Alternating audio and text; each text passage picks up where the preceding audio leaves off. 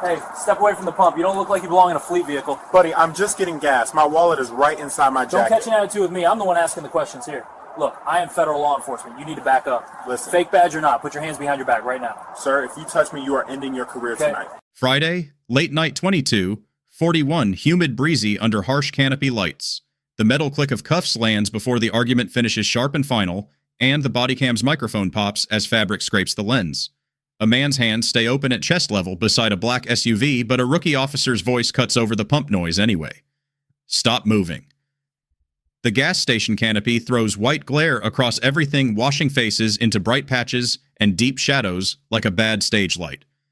The cashier inside freezes behind the register. Peppermint gum stopped mid-chew because the scene outside just crossed a line that cannot be uncrossed. The camera catches the officer's forearm entering frame, the hand already on the cuff case. The man by the SUV, Jordan Sanchez, does not lunge, does not flinch toward the officer, does not do anything that looks like a threat.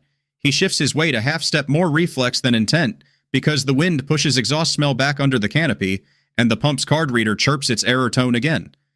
The officer moves with the jittery certainty of someone trying to look calm while the heart is sprinting. Sir, the officer says the word stretched tight. You were told to stop interfering. Jordan's voice is low and controlled. A question isn't interference. What's the reason for detention? You keep talking over directives. Clarifying isn't talking over. Am I being accused of a crime? The officer's jaw clenches. Turn around, hands behind your back. A compressor kicks on somewhere in the back of the plaza, and the audio ducks for half a second, flattening syllables into mush. It creates its first small consequence. The word free turns into a smear of sound, and the officer hears what he wants to hear instead. The officer steps closer, boots scraping gritty concrete, and his radio crackles with a half-open mic hiss that never fully closes. The cashier, Rosa Patel, leans forward inside, peering through the glass. She is not filming yet. She is just watching the way people watch something unreal because the brain refuses to label it real. Her eyes flick from the officer's badge to Jordan's open hands to the bright pump number sign glowing above them. Friday, late night 22, 43, humid, breezy. Jordan's wrists come together slowly, not because he agrees, but because the alternative is escalation in a public lot with strangers around. The cuffs close with that unmistakable double click, and the officer says it like a final score. Detained. The camera auto exposure stutters when Jordan turns his head, making the canopy lights bloom into fat white halos for a beat. On rewatch, the moment looks messier than it felt in real time. What's your name? The officer demands. Jordan answers without attitude. Jordan Sanchez. Date of birth. Jordan pauses a fraction. Why? Because you're being identified. Don't make this harder. Jordan's mouth tightens, then relaxes. What's the basis? The officer leans in, voice louder for the audience he imagines. Obstruction, interference with an investigation. That word investigation hangs out there with nowhere to land. There is no victim flagging the officer down, no frantic call coming from the store, no broken glass. Just a pump-a-card reader that keeps failing, and a man who asks the simplest question in the world, why.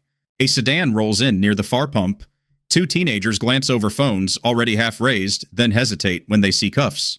A woman at the edge of the strip mall walkway slows her steps, then pretends to search her bag so she can keep watching. Jordan's shoulders stay level. What investigation? The officer's stare flicks quick and nervous toward Jordan's SUV. That vehicle. You're acting suspicious. Suspicious isn't a crime.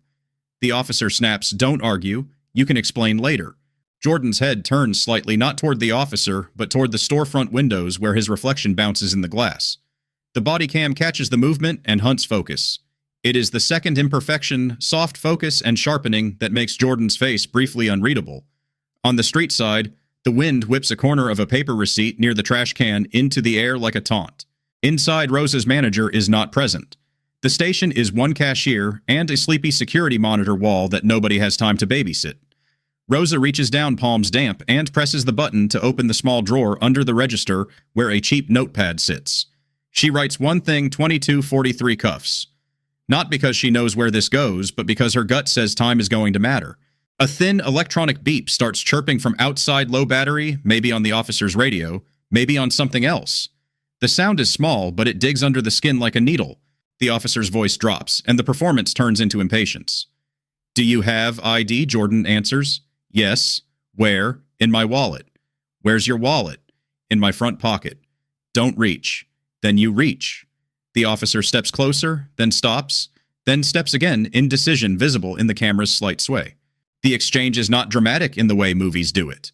It is dramatic because it is procedural, and because the power is one-sided. The officer does not need to be right to cause harm. He only needs to be confident enough to keep moving. Friday late night 22:45, humid, breezy. A second unit is not on scene yet, and the officer knows it. That's why he keeps glancing toward the lot entrance like he's waiting for backup to make his confidence real. Jordan tries once more, still calm. "Are you calling a supervisor?" The officer scoffs. "You don't get to run this. I'm not running anything. I'm asking for a supervisor name and ETA. Supervisor isn't necessary. Then give the incident number." "What?" "The incident or call number. Say it out loud." The officer blinks like he wasn't expecting the request. There is no. Jordan doesn't push. He just repeats, patient, letting the body cam capture every word. "Requesting the incident number. For the record." That phrase, "for the record," is a match to dry grass. It doesn't accuse. It doesn't threaten. But it flips something inside the officer because it implies accountability, and accountability is the thing rookies fear when they are improvising. The officer's face tightens. "You're not recording anything." "The camera is." The officer's eyes flick up just once to the body cam mounted on his chest, and the audio catches a quick inhale like a mistake being realized too late. Inside, Rosa feels her own chest tighten. She steps back from the glass and turns her head toward the small camera monitor above the counter. It shows 4 grainy angles: pump lane, front door, aisle, 3 back storage, hallway. The pump lane image is washed out, blown by the canopy lights, but the shapes are there. Officer cuffs Jordan's SUV. Rosa reaches under the counter and pulls out her phone thumb, hovering. She has rules in her head: don't make trouble, don't get involved. Then she sees the officer's hand shove Jordan toward the SUV door hard enough that Jordan's shoulder knocks metal. Rosa's thumb taps record. Outside, Jordan's voice stays steady. "Why are you doing this?" The officer answers too fast. "Because you're refusing to cooperate." "That's false. You're refusing ID." "No, you said don't reach. You haven't offered an alternative."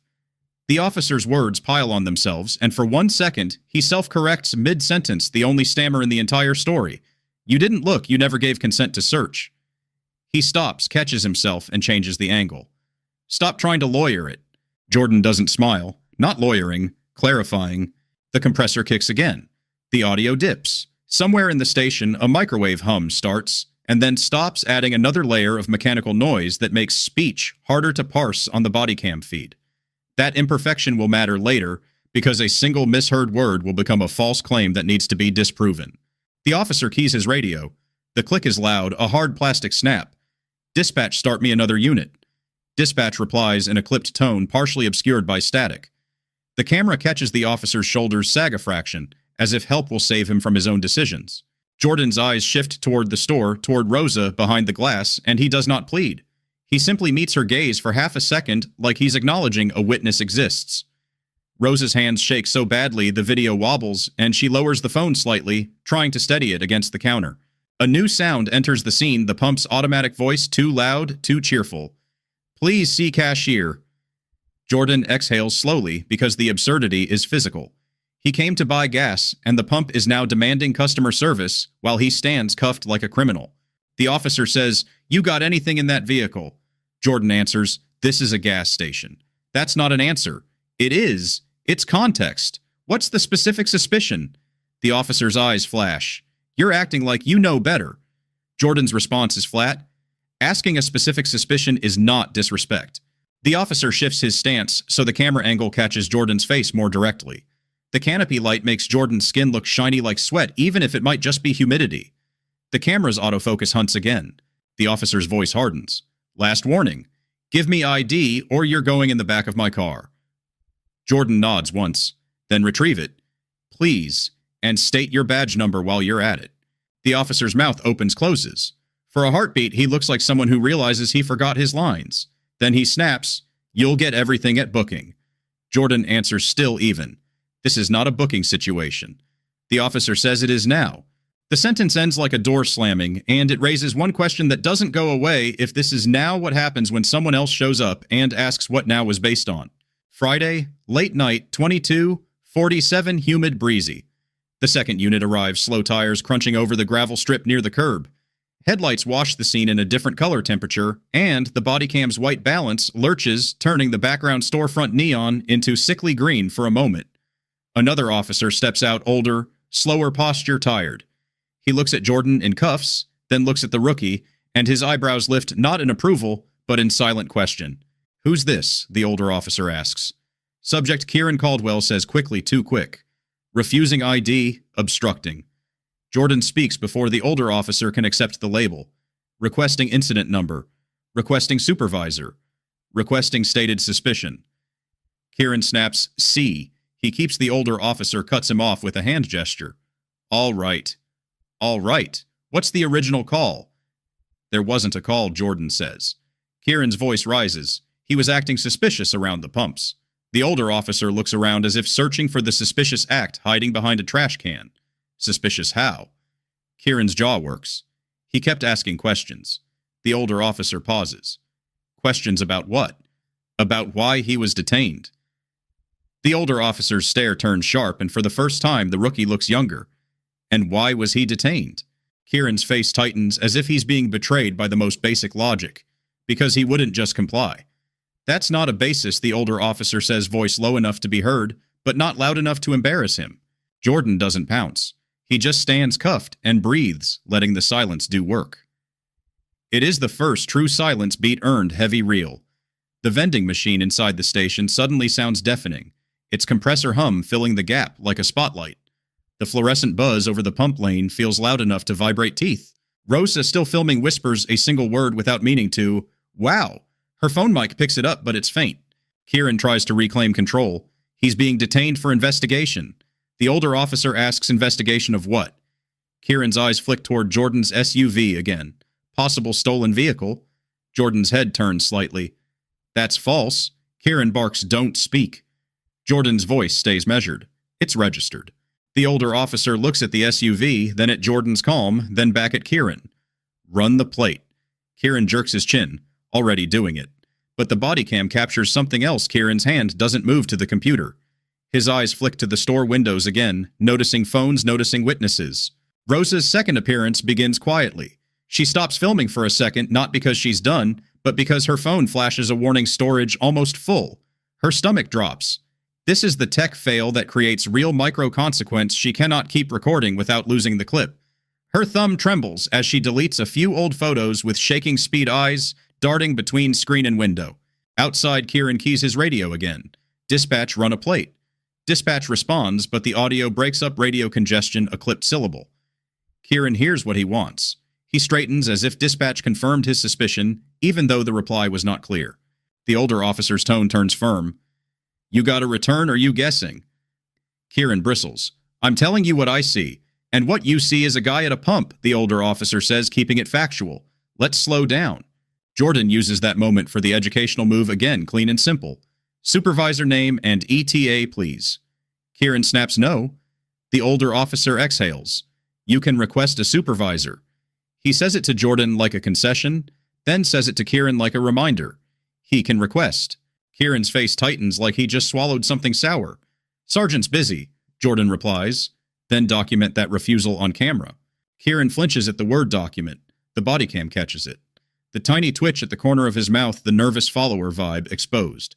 His authority is not rooted in certainty. It's rooted in fear of being seen wrong. Friday late night, 22:50, humid, breezy. The older officer steps slightly between Jordan and Kieran, creating a buffer without saying the word. He speaks softer, but the quiet carries. What's your name again? Jordan Sanchez, Jordan repeats. Any warrants, anything? Kieran mutters, already turning his head away as if praying the computer will rescue him. Kieran walks to his patrol car, opens the door, and the body cam audio catches a hollow thump as the door shuts. Inside the station, Rosa hears it even through glass. It sounds like a verdict. Rosa's manager calls from somewhere, maybe asleep at home, because Rosa finally hit the emergency contact button behind the counter. The manager's voice comes through tinny on speaker, and Rosa keeps it low. There's cuffs outside. It's bad. The manager sighs, not fully awake. Rosa, don't get involved. Rosa's jaw tightens. It's on our cameras. Then let the police handle it. Rosa swallows gum hard. That's the problem. Outside, the older officer's patience narrows. Kieran, what's the status? Kieran's voice comes from the patrol car, slightly muffled. Stand by. The older officer glances at Jordan's wrists. You okay? Jordan answers without drama. Cuffs are tight. The older officer looks toward Kieran. Loosen them. Kieran's head pops out of the patrol car window. He's detained. The older officer replies, detained doesn't mean injured. Kieran steps out with a stiff walk, approaches Jordan like he's approaching a threat, then grudgingly checks the cuffs. The camera catches the officer's fingers, hesitating over the ratchet. For half a second, he's not sure how to adjust without looking incompetent. He loosens them a notch anyway, and Jordan exhales through his nose. Relief without celebration. A bystander, one of the teenagers, finally lifts his phone all the way and starts filming openly. He says nothing. He just angles the camera so Kieran can see it. Kieran's eyes flick toward him and then away, and the slight panic returns. This beat ends with a specific dangerous detail. Kieran's patrol car computer suddenly emits a sharp alert tone, and Kieran's head turns fast like the screen just changed the entire story. Friday, late night, 22:52, humid, breezy. Kieran stares at the screen, then at Jordan, then back to the screen again. He doesn't speak immediately, and that delay is louder than speech. The older officer steps closer. What is it? Kieran's mouth opens-closes. Plate return. Say it, the older officer pushes. Kieran snaps, trying to recover power. Vehicle checks out. But what, the older officer says, not letting him hide behind suspense?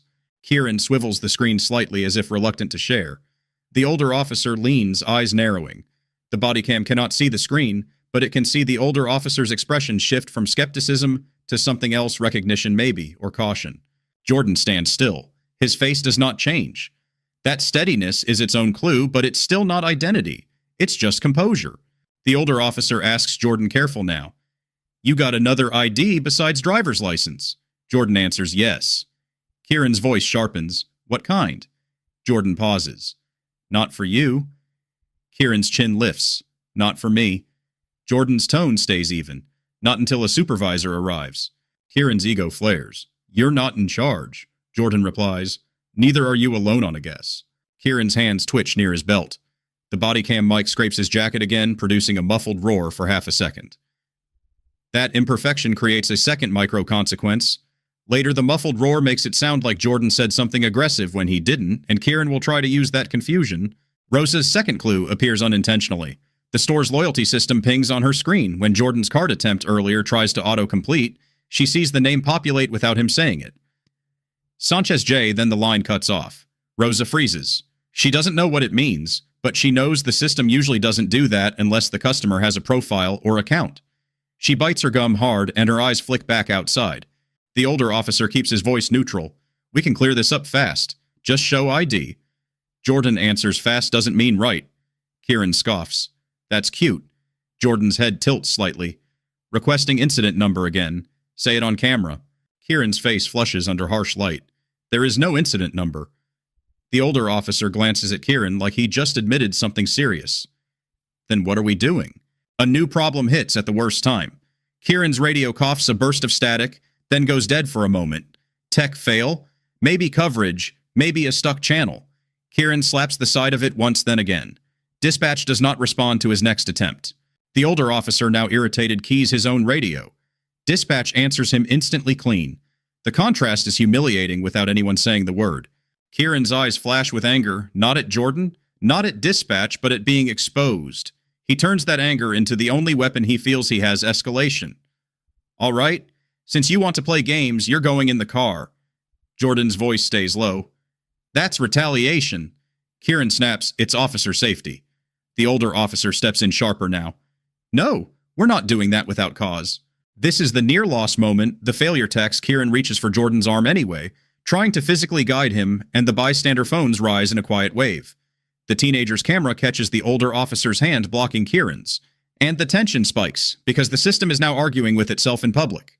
Rosa's breath catches, but she forces herself to do one small brave thing. She hits the button on her CCTV interface that marks the last 2 minutes for preservation. It's a simple digital flag, but it matters because the station system overwrites faster than people assume. The scene ends on a specific unresolved detail. Dispatch finally speaks over the older officer's radio with a question that changes everything. Confirm the badge number you're calling from, please. Friday late night, 22:55, humid, breezy. The older officer repeats his own badge number without hesitation. Dispatch confirms. Then dispatch asks second unit identify. Kieran hesitates a fraction too long. Officer Caldwell. Dispatch pauses. Need badge number. Kieran's eyes flick sideways quick like a kid checking if the teacher is watching.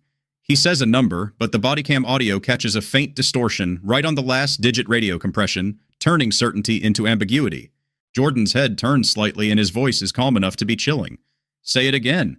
Kieran snaps no. The older officer looks at him. Say it again. Kieran's jaw tightens. He repeats it louder this time as if volume can replace accuracy. Dispatch answers with a tone that's too neutral to ignore. Stand by. That phrase stand by is an irreversible tension line in its own right. It means dispatch is checking something official, not vibes, and nobody on scene can control what comes back. Kieran tries to fill the gap with authority. He's being detained for obstruction. Jordan asks precise what exact act is obstruction. Kieran barks refusing commands. Jordan answers. Refusing unlawful commands is not obstruction. The older officer cuts in voice low. Jordan, just Jordan, interrupts him gently, still respectful. Supervisor, ETA. The older officer exhales and finally commits. He keys his radio. Dispatch requests sergeant to scene. Dispatch copy. ETA 14. 14 minutes is an eternity under bright lights with cuffs on. It also blocks the viewer's obvious question, why not just leave? Because leaving now would surrender the moment, surrender the record.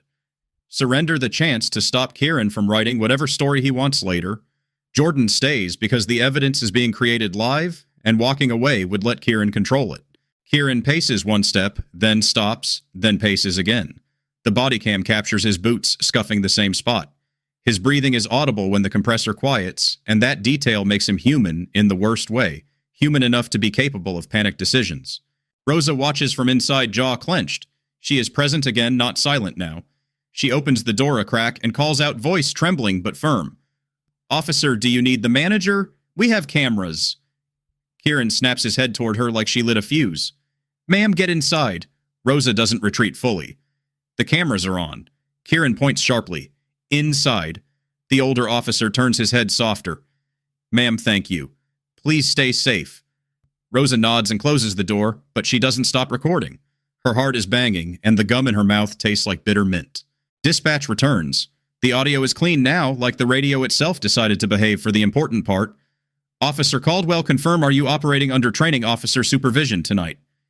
Kieran's face tightens. Negative. Dispatch pauses again. Stand by. Jordan's gaze doesn't move, but the scene shifts. Because dispatch is not asking about Jordan anymore. Dispatch is asking about Kieran. A new micro hook drops with a specific question. Why is dispatch suddenly verifying the rookie's chain of supervision instead of the detained man's ID? Friday late night 23:01 humid breezy. The sergeant's arrival is still minutes away, but the first detonation happens before the cruiser even turns into the lot. Kieran tries one last time to seize control. He leans closer to Jordan. Voice low, meant to be private. You think you're smart. You think you can embarrass me. Jordan answers equally low, not threatening, just factual. This is being recorded. Kieran's eyes flick to the Bodycam again. His throat works, then cooperate. Jordan's reply lands like a quiet door closing. A supervisor will resolve it. The older officer watches them both, then speaks into his radio. Dispatch status on Caldwell verification. Dispatch answers with a different cadence, careful as if reading from a screen that has consequences. Confirming badge number assignment.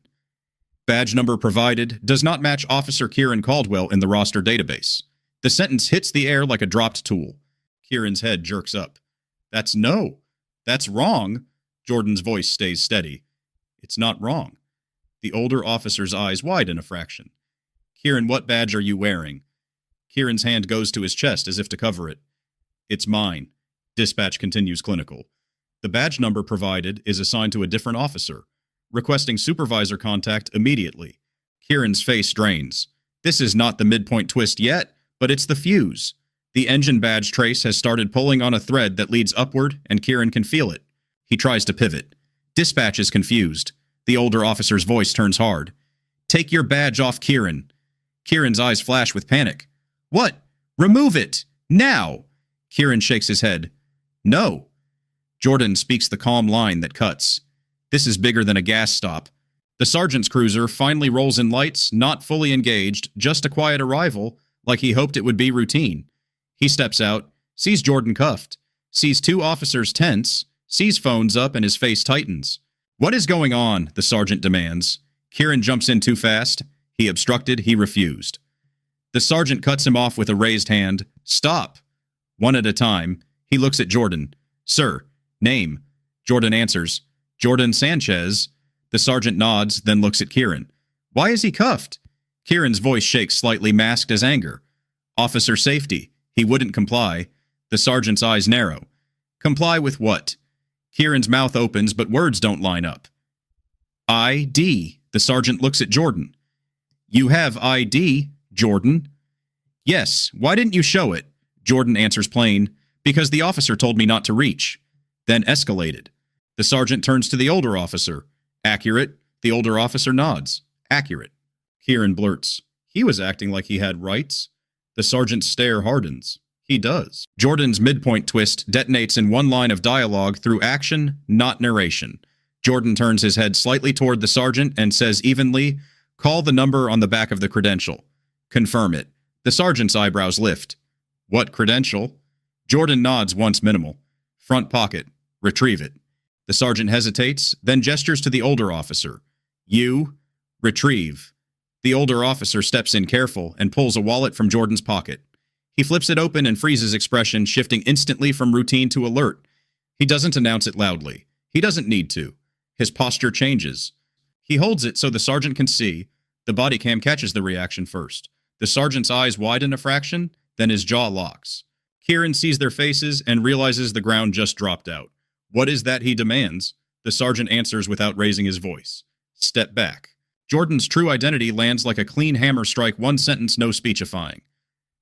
The sergeant says it to dispatch on open mic. "Dispatch, confirm contact.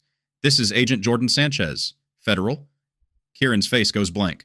The entire scene recontextualizes in a single breath. The man who looked like an ordinary customer at a pump is not a criminal being identified.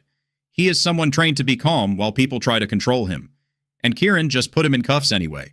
The micro hook at the end is specific. The sergeant reaches toward Kieran's chest, not for a weapon toward the badge, toward the number that started this. "Friday, late night, 23:06, humid, breezy. Take it off," the sergeant says quietly. Kieran's hand trembles. It's small, but the body cam captures it, the slight shake of fingers at his chest as he fumbles with the clip. This is not redemption. It's the first crack of fear. Kieran tries to speak. "Sarge, I didn't know." The sergeant cuts him off with a sharp glance. "That doesn't matter." Jordan's voice stays flat. "The cuffs matter."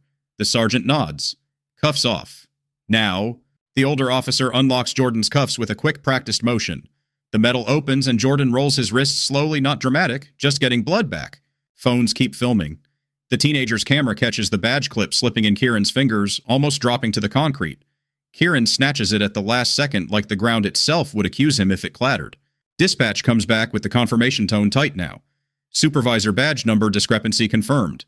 Badge number provided is assigned to Officer Liam Kane. Officer Kieran Caldwell is assigned badge number." The radio compresses the last digits again, but the meaning is clear. Kieran said the wrong number twice, and it wasn't a harmless mistake. The sergeant turns toward Kieran. "Why did you give dispatch a badge number that isn't yours?" Kieran's mouth opens. No sound comes. The sergeant repeats, slower, deadly calm. "Why?" Kieran's eyes flick toward the bystanders, toward the phones, toward Rosa inside the store. He swallows hard enough the body cam picks up the wet click. He stops, then tries again. "It's for paperwork. Training." The system, Jordan interrupts, voice low. "No, don't." That interruption is subtle but powerful. It's not a threat. It's a warning that lies will make this worse. The sergeant looks at the older officer. "Collect the badge. Collect his body cam." Kieran jerks. "You can't." The sergeant cuts him off. "Yes, I can. You're relieved." Kieran's face twists. In front of them. The sergeant answers, "You did it in front of them." Rosa's third-person courage grows. She steps out again, not far, staying near the door. She holds her phone up and speaks, voice shaking but clear. "Sergeant, our cameras have it. I marked it." The sergeant looks at her and his tone softens just a notch. "Thank you. What's your name?" "Rosa Patel?" How long you been here? 3 years. He nods. You did the right thing. Kieran hears that and flinches like he got slapped, because he expected civilians to fear him not be thanked for resisting him. Jordan's voice is calm procedural. Preservation notice should go out tonight. The sergeant's eyes flick to Jordan, surprised again by how controlled he is. We'll handle it, Jordan answers. It's already being handled. It's just paperwork. The scene pivots into the second obstacle, institutional friction, because even with the obvious on-scene reversal, accountability does not happen automatically. Evidence can disappear, reports can be written, narratives can be massaged. The micro-hook is specific and dangerous. Kieran, now relieved, tries to speak to the older officer off-camera, trying to shape the report, while the Bodycam audio catches only fragments through wind and canopy hum. Friday late night, 23:14, humid, breezy. The sergeant keeps Kieran separated, but Kieran still tries to plant his story like a seed. Just say he was non-compliant, Kieran mutters, voice low, half lost under pump noise. The older officer's response is firm. No, Kieran hisses. He was federal. That makes it worse for me. The older officer answers, you made it worse. Kieran's voice tightens. You don't understand. They told me to get numbers. They said if I don't, the older officer cuts him off. Stop talking. That exchange is partially muffled. Fabric scrape wind gust, the Bodycam mic saturating when a truck passes on the arterial road behind the station. That imperfection becomes evidence friction later because Kieran will claim the audio proves he was pressured, but the clip isn't clean enough to stand alone. Jordan stands near his SUV, rubbing wrists slowly. The sergeant speaks to him quietly. Agent Sanchez, you want to file? Jordan answers yes. Right now. Right now. Rosa watches Jordan, still not seeing him as powerful, just seeing him as someone who had to swallow anger to stay safe. That's the human hook the underdog feeling remains even after identity is revealed, because the cuff still happened. The sergeant gets Jordan's statement on scene, but it's not theatrical. It's concise, factual, anchored. Jordan asks for one thing that matters more than a motion incident number. The sergeant says it out loud for Bodycam capture and repeats it twice. The number is not glamorous, but it's the spine of everything that comes next. Then the evidence friction hits hard. The sergeant turns to Rosa. We need the camera export. Rosa nods. I can pull it. The manager arrives out of breath, irritated. He sees uniforms, sees phones, and his first instinct is self-protection. You can't just take my footage. The sergeant says we're not taking it. We're requesting it. The manager crosses arms. Policy says corporate handles. Not me. Rosa's eyes flash. We can export it. The manager snaps Rosa no. This is FR2 human gatekeeper refusal creating risk. Because gas station systems overwrite quickly and corporate policies become excuses to stall until the footage is gone. Jordan doesn't argue. He simply turns, slightly pulls his phone, and starts composing an evidence preservation notice, short, plain, legal, but not statute heavy. He doesn't grandstand. He just moves. The manager scoffs. Who are you? Jordan answers, the person you put in cuffs outside your door. The manager's face changes when he connects it. Not respect, fear of exposure. He swallows and looks away. The sergeant says, Manager, we can get a subpoena. The manager snaps, then get it. Rosa's jaw tightens. She steps closer and does the small, brave action again. Retention is 7 days, sir. Sometimes less. If you wait... The manager glares. Don't tell me my system. Rosa answers anyway, voice shaking. It overwrites. That single word overwrites turns the sergeant's posture, because now delay is not neutral. It is destructive. The micro hook is specific. Rosa leads them behind the counter toward the back office door, but the keypad beeps red locked because the manager changed codes last week and never updated her. Friday, late night 23:22, humid, breezy. Rosa tries the keypad again. Red beep. I don't have the new code, she admits, cheeks burning. He changed it. The manager's eyes flick guilty. For security. The sergeant stares at him. Open it. The manager hesitates. It's not bravery, it's calculation. If he opens it, he becomes the person who handed over footage that embarrassed police on his property. Jordan watches quietly, then says something simple that lands like a weight. If the footage is gone, you become part of the story. The manager's throat works. He pulls a ring of keys and opens the back office door with a reluctant clink. Inside, the air is stale, old coffee, warm plastic, faint cleaning chemical. The camera monitor sits on a metal shelf, its fan whining like it's been begging for retirement. Rosa slides into the chair and moves the mouse. The screen refresh lags another imperfection cursor skipping like it's on ice. It slows everything down by seconds that feel like minutes. She finds the pump lane camera. The image is overexposed, but the shapes are clear. She drags the timeline back to 22:43, her handwritten note now paying off.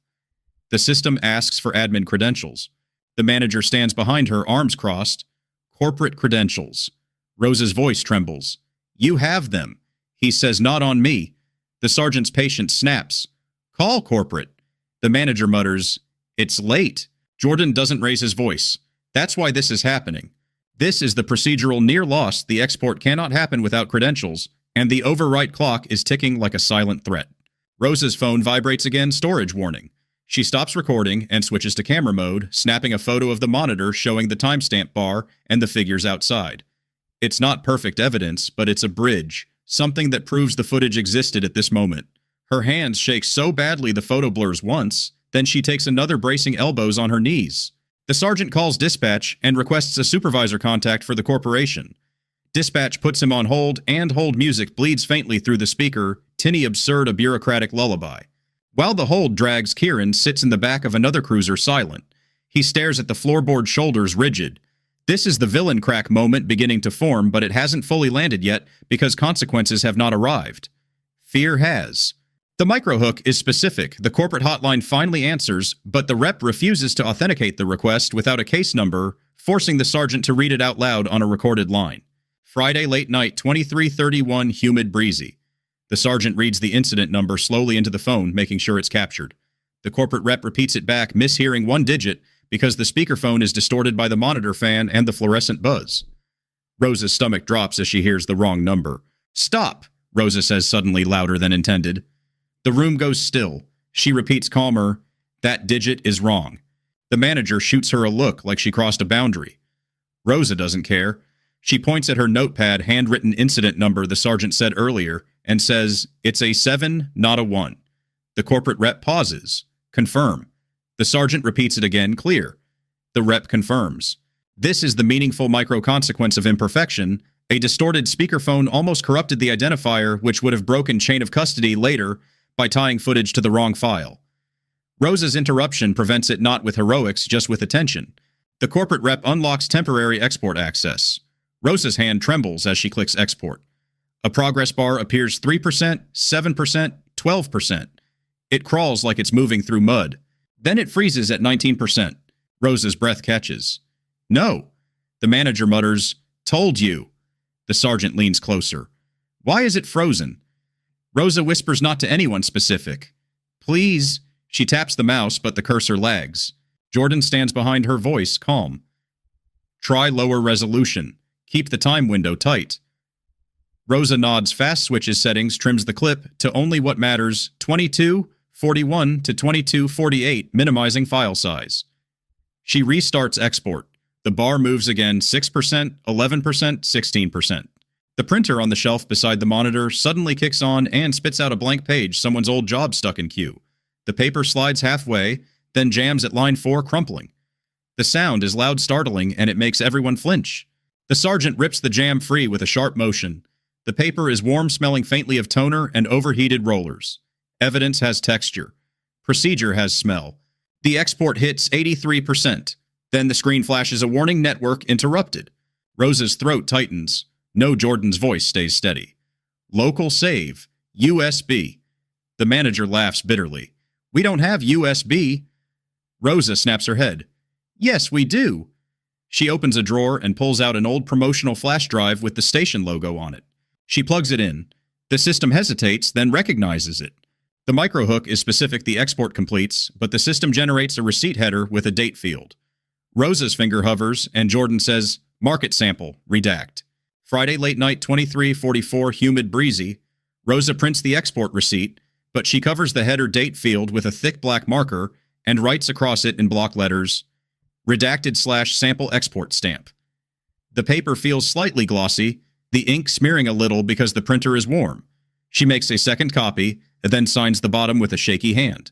The manager tries to pull the paper back. That's my property. The sergeant's voice turns hard. No, that's a receipt of export you just authorized, Jordan says quietly, and it's now evidence. Outside, Kieran is removed from the scene. His badge and Bodycam are collected.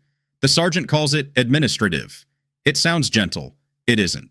The next morning becomes the start of a longer timeline, and the story refuses to pretend justice is immediate. It takes months. It takes letters. It takes depositions. It takes institutional resistance.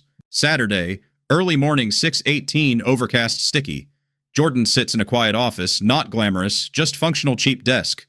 Humming computer stale coffee smell. He drafts a preservation notice to the department and to the gas station's corporate compliance team. The wording is plain language preserve, Bodycam preserve, CAD logs, preserve supervisor comms, preserve dispatch audio. The letter is sent and acknowledged not with a dramatic stamp, but with an automated email reply that feels cold. A case number, a ticket ID, a promise of nothing. Monday afternoon, 13:27, hot bright. Internal Affairs receives the complaint and does what systems often do. First, it slows things down.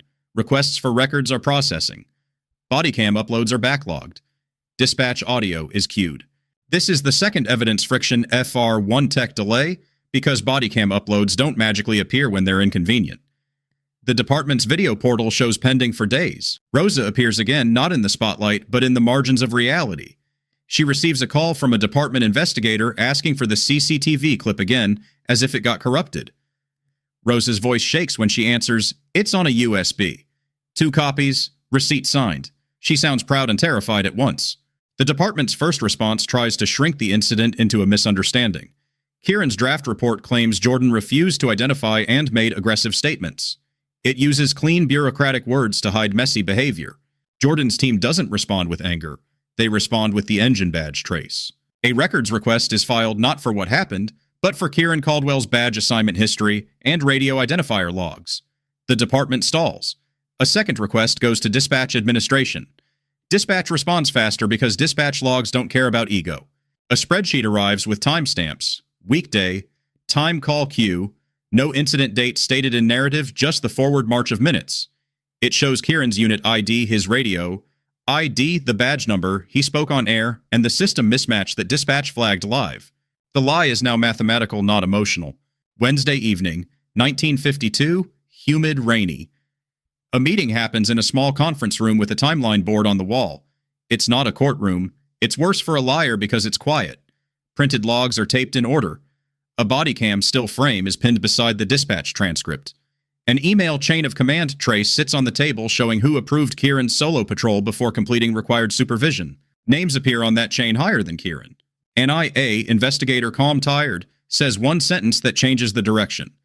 This is not only about cuffs. Jordan doesn't gloat. He says it never was.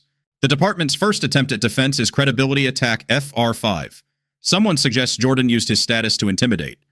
The response is simple. Jordan did not reveal status until a supervisor arrived, and the Bodycam captures that sequence. The delayed identity rule becomes a procedural truth. A deposition month later exposes the cracks. A supervisor testifies that rookies are pushed for contacts. He doesn't say quota. He says activity. He says proactive policing. He says visibility. The language is polished, but the meaning is KPI pressure. Then the badge trace lands in full.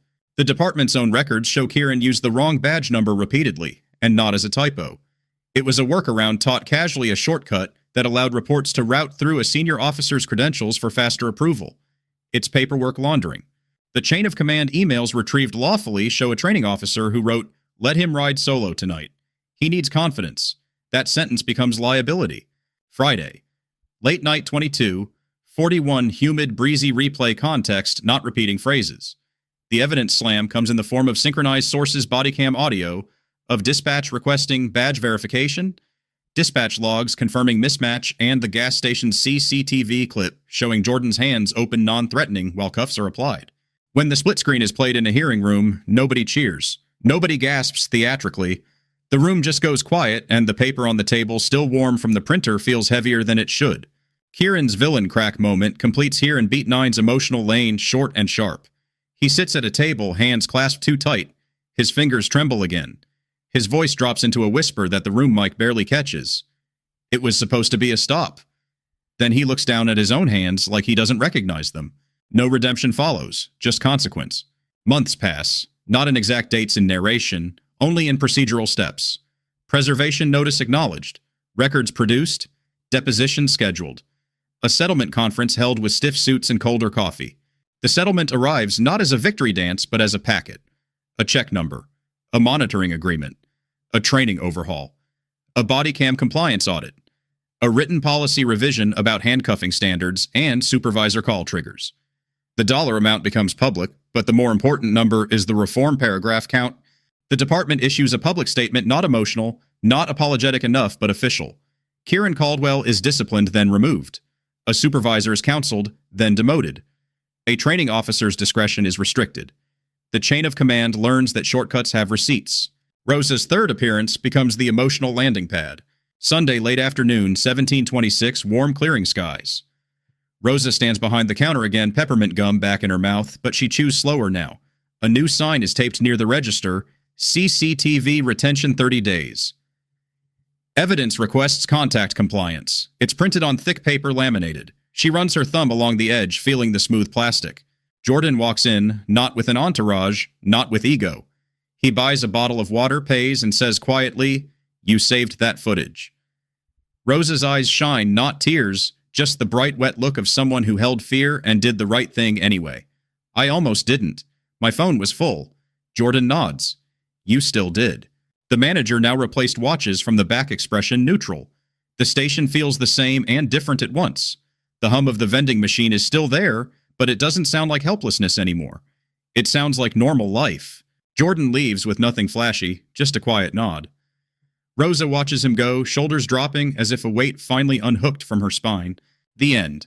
Afterward, mandatory value. Add. Closing thoughts. Moments like this rarely resolve in the parking lot the way movies pretend.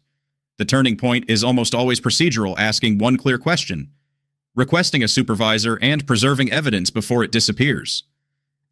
Calm language forces clarity. A repeated incident number on audio can matter more than a shouted argument. And when tech fails, radio static muffled audio storage warnings, those imperfections do not create truth, but they can destroy it if nobody slows down and verifies. If someone claims suspicion, ask what it is in one short sentence. If the answer stays vague, request a supervisor and an incident number, and repeat it out loud so the recording captures it. Preserve video, legally request exports, document who handled them. Keep receipts and push for written acknowledgement. Justice is not always loud. Its power is in what gets documented and verified. Some elements are selectively fictionalized for education.